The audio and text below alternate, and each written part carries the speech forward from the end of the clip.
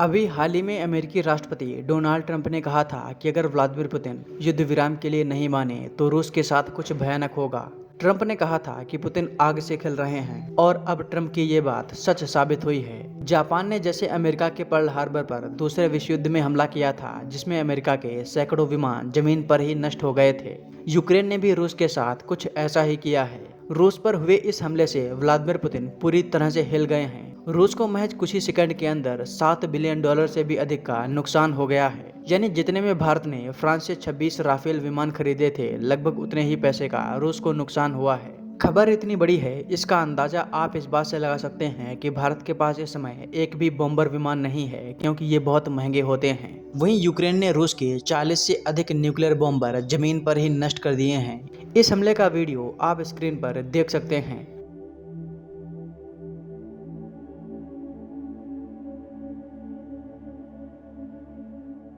Ukraine ने रूस के जिन बॉम्बर्स को नष्ट किया है, उनमें A-50, Tu-95 और Tu-22 जैसे घातक बॉम्बर शामिल हैं। इसमें से कोई एक भी किसी भी देश को खंडहर बनाने की ताकत रखता है। सबसे आश्चर्य की बात यह है कि यूक्रेन ने यह हमला रूस के हजारों किलोमीटर अंदर घुसकर किया है और रूस को इसकी भनक तक नहीं लगी। लेकिन अब सवाल ये कि यूक्रेन ने यह हमला किया कैसे? रूस के S-300 और S-400 एयर डिफेंस सिस्टम कहाँ थे और यूक्रेन रूस के इतना अंदर घुसा कैसे? देखिए, यूक्रेन ने रूस पर जिस हमले को अंजाम दिया है, उसकी तैयारी आज से लगभग 1.5 साल पहले की गई थी। यूक्रेन ने अपने इस ऑपरेशन को स्पाइडर वेब नाम दिया था। पहले यूक्रेन ने रूस में भारी संख्या में ड्रोन पहुंचाए, उसके बाद इन ड्रोन्स को ट्रक में रखा गया और हमले के समय इस ट्रक को ले जाकर रूस के एयरबेस के नजदीक पार्क कर दिया गया और वहीं से ये ड्रोन उड़ान भरकर रूस के बॉम्बर विमानों तक पहुंचे। इसी वजह से रूस का एयर डिफेंस सिस्टम इन्हें रोक नहीं पाया, क्योंकि ये हमला रूस के अंदर से हुआ था और रूस के एयर डिफेंस सिस्टम यूक्रेन की सीमा पर तैनात थे।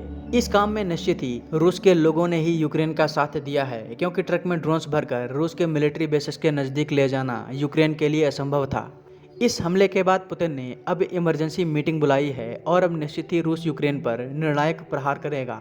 इस हमले की जानकारी डोनाल्ड ट्रंप को भी थी, तभी वो बार बार ये कह रहे थे कि अगर पुतिन सीज फायर के लिए राजी नहीं हुए तो वो आग से खेल रहे हैं। यूक्रेन ने ये हमला अमेरिका की परमिशन के बाद ही किया होगा। हालांकि अब देखना ये होगा कि रूस इसका कितना भयानक उत्तर देता है।